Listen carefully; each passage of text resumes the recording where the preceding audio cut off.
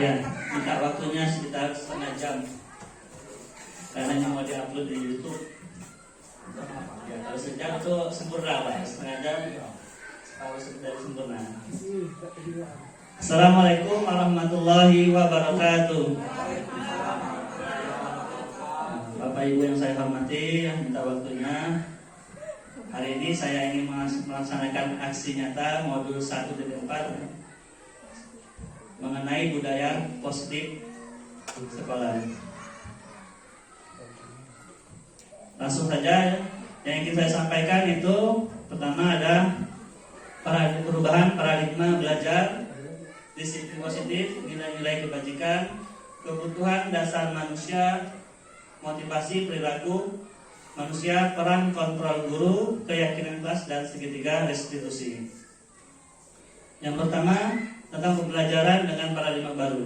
Pembelajaran dengan paradigma baru merupakan pembelajaran yang dirancang berdasarkan prinsip pembelajaran berdiferensiasi sehingga para peserta didik belajar sesuai kebutuhannya berdasarkan tahap perkembangan sesuai teori psikologi Mendoreng untuk mewujudkan profil pelajar Pancasila yang sudah kita ketahui ya, ada 6: beriman pada Tuhan Yang Maha Esa dan berakhlak mulia, berberikan global, bergotong royong, kreatif, mandiri, dan bernalar kritis. Selanjutnya ini ada miskonsepsi tentang teori kontrol ya. Nah, kalau ilusinya guru itu mengontrol murid ya, selamanya guru yang mengontrol murid. Selanjutnya ilusi bahwa kritik dan membuat rasa bersalah mampu menguatkan karakter peserta didik ya. Nah, selanjutnya ilusi bahwa orang dewasa berhak memaksa. Nah, ini ilusi ya. Ilusi yang keempat itu ilusi bahwa semua penguatan positif efektif dan bermanfaat. Ini miskonsepsi tentang teori kontrol. Kita lihat ya, mengubah paradigma stimulus respon ke pendekatan teori kontrol. Kalau stimulus respon itu realitas kebutuhan kita itu sama, tapi kalau teori kontrolnya ternyata realitas kebutuhan kita itu berbeda. Semua orang melihat hal yang sama. Kalau teori kontrolnya apa? Setiap orang memiliki gambaran yang berbeda. Stimulus respon yang ketiga, kita mencoba mengubah orang agar berpandangan yang sama dengan kita. Teori kontrolnya, kita berusaha memahami pandangan orang lain tentang dunia. Selanjutnya, perilaku buruk dilihat sebagai suatu kesalahan. Teori kontrolnya, semua perilaku memiliki tujuan. Selanjutnya, orang lain bisa mengontrol saya. Teori kontrolnya, hanya Anda yang bisa mengontrol diri Anda sendiri. Selanjutnya, saya bisa mengontrol orang lain. Teorinya, Anda tidak bisa mengontrol orang lain. Selanjutnya, pemaksaan ada pada saat bujukan gagal. Teori kontrolnya kolaborasi dan konsensus menciptakan pilihan-pilihan baru. Yang terakhir, model berpikir menang atau kalah. Teori kontrolnya model berpikir menang atau menang. Nah, ini ya dari kontrolnya. Ya, selanjutnya tentang disiplin positif. Apa itu disiplin? Disiplin itu berasal dari kata disiplina yang artinya belajar. Disiplin mengacu pada disiplin diri yang memiliki tanggung jawab terhadap apa yang dilakukannya berdasarkan nilai-nilai yang diyakini. Nah, disiplin positif merupakan salah satu cara penerapan disiplin yang bertujuan untuk menumbuhkan kesadaran serta memberdaya peserta didik tanpa imbalan, penghargaan atau reward, ancaman atau hukuman. Sebagai pendidik ya, tujuan kita adalah menciptakan peserta didik yang memiliki disiplin diri sehingga mereka berperilaku mengacu pada nilai-nilai kebajikan universal dan memiliki motivasi intrinsik dalam perubahan perilaku ke arah yang lebih baik itu ya. Itu tujuan kita menciptakan disiplin positif. Ini nilai-nilai kebajikan ya yang harus kita terapkan ya, kepada peserta didik. Nilai-nilai disepakati bersama lepas dari suku, bangsa, agama, bahasa maupun latar belakangnya. Contoh-contoh nilai kebajikan yang sudah kita ketahui itu ada di profil pelajar Pancasila ya, beriman pada Tuhan Yang Maha Esa, berakhlak mulia, berpendidikan global, gotong royong, mandiri, kreatif, bernalar kritis. Nah, ini nilai kebajikan menurut Ibu Primary Years Program atau PIP ya. Ada toleransi, rasa hormat, integritas, mandiri, menghargai, antusias, empati, keingintahuan, kreativitas, kerjasama, percaya diri, dan kemandirian. Nah, ini harus kita bangun untuk peserta didik kita ya. Rasa toleransinya, rasa hormatnya, ini harus kita bangun pada peserta didik kita. Selanjutnya itu keterampilan hidup atau life skill. Dapat dipercaya, lurus hati, pendengar yang aktif, tidak merendahkan orang lain, dan memberikan yang terbaik dari dirinya. Nah, ini nilai-nilai kebajikan ini harus kita tanamkan pada peserta didik kita. Selanjutnya kebutuhan dasar manusia ya. Bukan peserta didik saja, kita juga ini ada 5 dasar kebutuhannya. Pengertiannya dulu, kebutuhan dasar manusia itu adalah segala sesuatu yang kita lakukan untuk mendapatkan apa yang kita inginkan. Seluruh tindakan yang kita lakukan memiliki tujuan tertentu, dan semua usaha terbaik yang kita lakukan adalah dalam rangka agar kebutuhan dasar kita terpenuhi dengan baik. Nah, itu kebutuhan dasar manusia. Di sini ada 5 kebutuhan dasar manusia yang harus kita pahami. Yang pertama, kebutuhan akan bertahan hidup. Ya, kita butuh makan, pakaian, tempat tinggal, keamanan, dan kesehatan. Nah, itu kebutuhan bertahan hidup. Selanjutnya itu kebutuhan kasih sayang dan rasa diterima. Ya, ada rasa diterima, dipedulikan, berbagi, kerjasama, menjadi bagian dalam kelompok. Nah, ini rasa ini juga, kasih sayang dan rasa diterima ini harus kita tanamkan pada peserta didik kita. Kalau dia tuh diterima di sini ya, kebanyakan kita kadang fokus pada salah satu anak saja ya. Pada semuanya itu harus kita tanamkan rasa diterimanya, dipedulikan anak tadi ya. Kebutuhan yang ketiga itu penguasaan. Ya. Di sini ada harga diri, keinginan untuk dianggap, memimpin, berprestasi, diakui, dan didengar ya. Jadi peserta didik itu ada harga dirinya, keinginannya untuk dianggap. Ada juga kebutuhan akan memimpin ya, kayak ketua kelas di dalam kelas kita, berprestasi, diakui, dan didengar. Selanjutnya kebutuhan akan kebebasan. Nah, ini banyak dimiliki oleh peserta didik ya. Dia akan bebas, ingin bebas ya. Maksudnya mandiri, memiliki pilihan, mencoba hal baru, mampu mengendalikan arah dirinya. Yang kelima itu kesenangan, yang bermain, humor, antusiasme, dan tertawa. Ini kebutuhan yang dasar manusia. Berarti kalau ada anak yang di dalam kelas dianya keliling-keliling, berarti kebutuhan akan kesenangannya ya. Maunya bermain saja dalam kelas ya, kita tegur masih bermain. Nah, itu kebutuhan dia kan. Memang harus dipenuhi kebutuhannya, akan tertawa, mungkin ada anak yang tertawa terus dalam kelas ya. Nah, itu akan kebutuhan dasarnya ya. Ini ada 5 kebutuhan dasar manusia. Selanjutnya tentang motivasi perilaku manusia, ada 2, motivasi ekstrinsik yang berasal dari luar diri ya. Yang kedua, motivasi intrinsik yang berasal dari diri sendiri. Kalau motivasi ekstrinsik ini itu motivasi hanya sekedar untuk menghindari ketidaknyamanan atau hukuman ya. Anak ada buat PR takut kena hukum. Nah, ini motivasi ekstrinsik ya. Anak tidak pakai atribut lengkap, adanya takut takut kena hukum ya. Ada ketidaknyamanan tadi.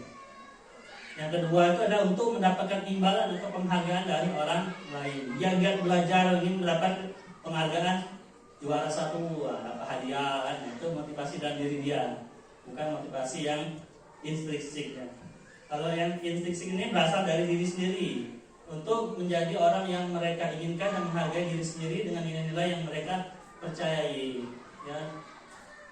Dia pakai atribut lengkap karena bukan takut dengan hukuman ya, karena sudah tertanam dalam dirinya. Saya ini sebagai pelajar, bahwa kata saya ini ya, harus pakai lengkap, mematuhi peraturan sekolah kan. Bukan karena takut hukuman, tidak buat PR kan. Jadi bukan karena takut dengan hukuman. Baru motivasi dalam dirinya ya, saya ingin belajar yang lebih giat lagi ya, agar menjadi anak yang pintar. Itu motivasi dalam dirinya ya. motivasi ikut lomba. Nah, kebanyakan ini anak-anak kita ini kan ikut lomba karena ingin dapat juara. Kadang anak kemarin kelas lomba apa tanya Pak, saya juara berapa Pak, saya juara berapa, gitu ya. Makanya sekarang ini apa yang kita dihapuskan itu untuk juara 1, 2, 3 atau juara kelas kan. Nah di sini ya mungkin ya, motivasinya berasal dari ekstrinsik, berasal dari luar ya, bukan dari diri mereka sendiri ya. Makanya itu saran dihapuskan untuk juara 1, 2, 3 itu tidak boleh lagi diberikan kepada anak.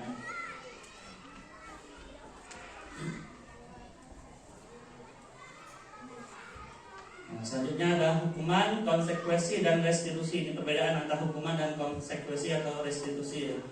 Kalau hukuman itu tidak terencana atau tiba-tiba, murid tidak tahu apa yang akan terjadi atau tidak dilibatkan, yang bersifat satu arah, berupa hukuman fisik atau psikis. Kalau hukuman tidak terencana, tiba-tiba anak datang terlambat, langsung disuruh gurunya silakan berdiri di depan, kan? Itu tidak terencana. Murid tidak tahu apa yang akan terjadi. Ya. Kalau saya datang terlambat, saya nanti dihukum apa oleh guru, oleh bapak guru. Bersifat satu arah, hanya berasal dari guru saja kan itu hukuman tadi.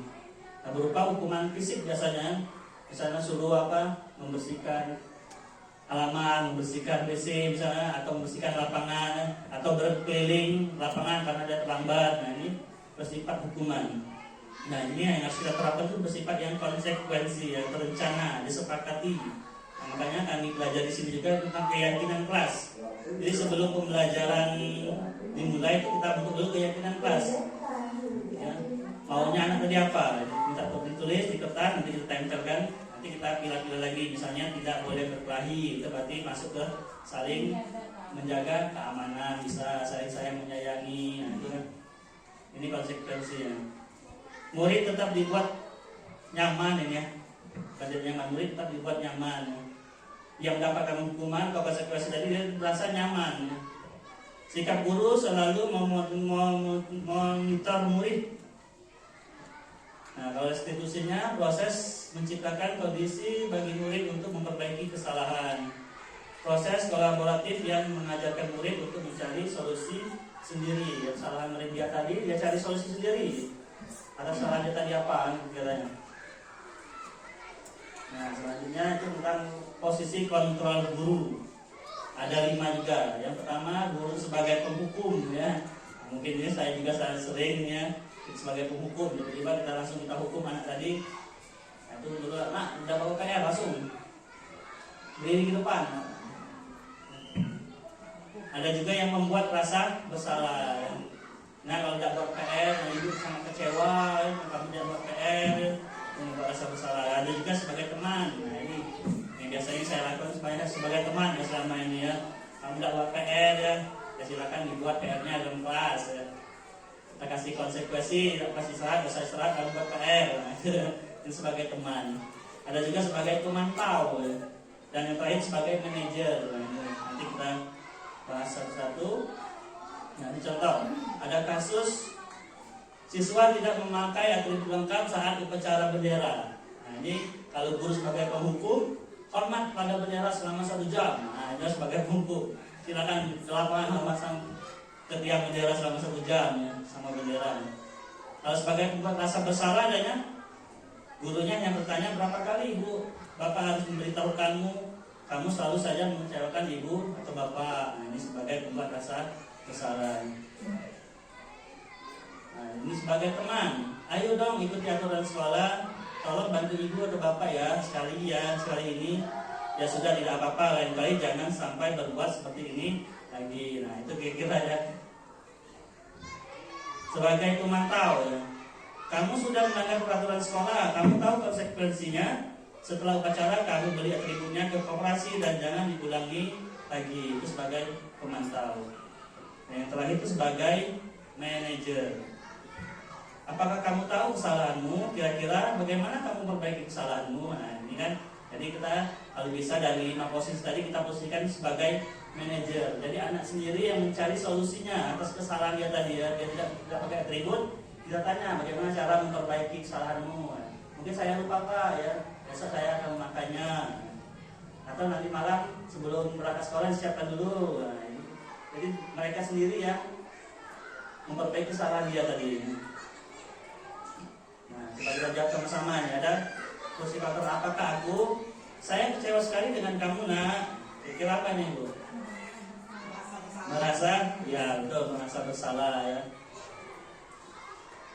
Selanjutnya ada, kamu tidak pernah benar melakukannya. Apa kira-kira ini? Posisi? Ya kontrol apa? Sebagai apa? Pemantau ya. Kamu tidak pernah benar melakukannya sebagai pemantau. Apa rencanamu untuk menyelesaikan masalah ini? Nah, ini sebagai manajer ya. Kita tanyakan pada anak tadi, bagaimana cara menyelesaikan masalah ini.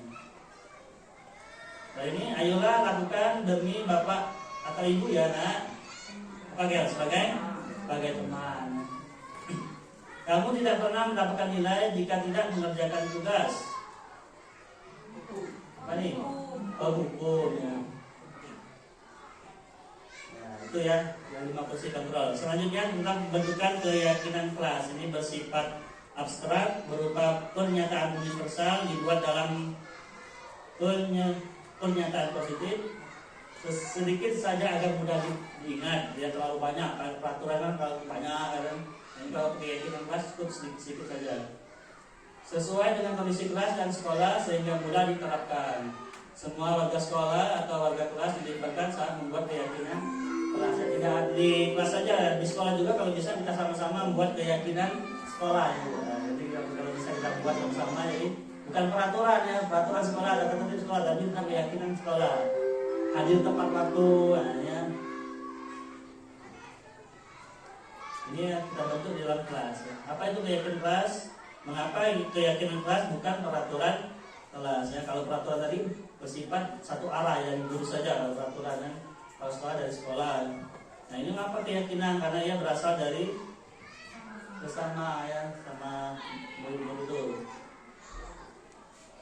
Itu tentang keyakinan kelas. Selanjutnya tentang segitiga restitusi dalam memecahkan kasus ini ada 3.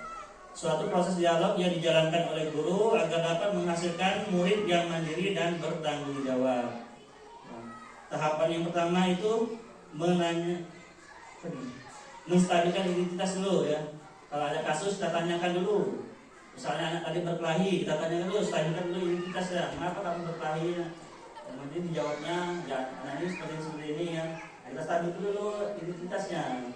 Ya memang benar nah itu kan kamu bela diri misalkan. Nah, tapi ada baiknya gimana ya? Itu menstabilkan identitas. Langkah yang kedua tuh validasi tindakan yang salah. Baru kita bilang tindakan kamu tadi salah nah ya. Nah, kita tanyakan lagi bagaimana cara memperbaikinya. Nanti dia jawab sendiri. Terakhir menanyakan keyakinan. Nah, karena kita sudah membentuk keyakinan kelas ya. Nah, kira-kira keyakinan apa yang kamu langgar? Nanti dia jawabnya oleh dia sendiri. Ya. Ini cara memecahkan kasus.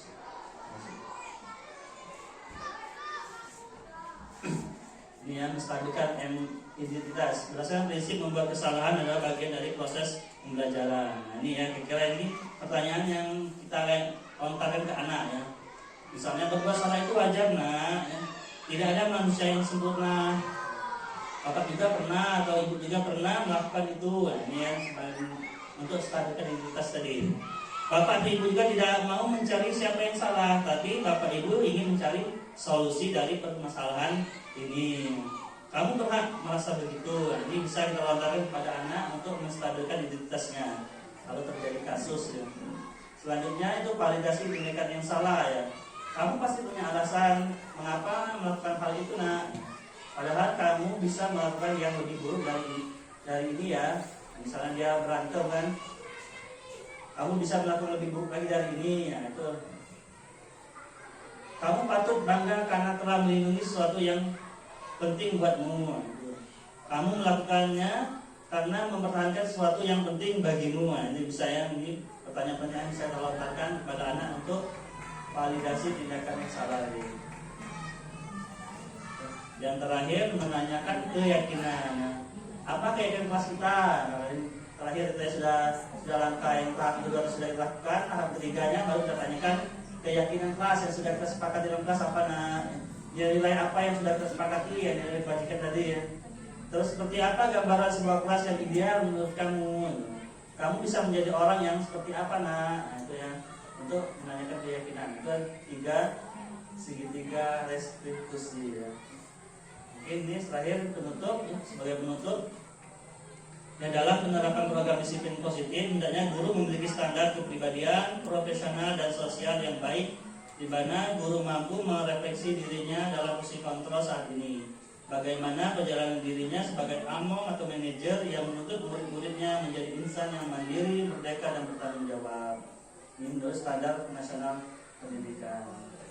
Nah, terima kasih. Yes, ya. Terima kasih atas perhatiannya. Ya. Saya akhiri. Wassalamualaikum warahmatullahi wabarakatuh.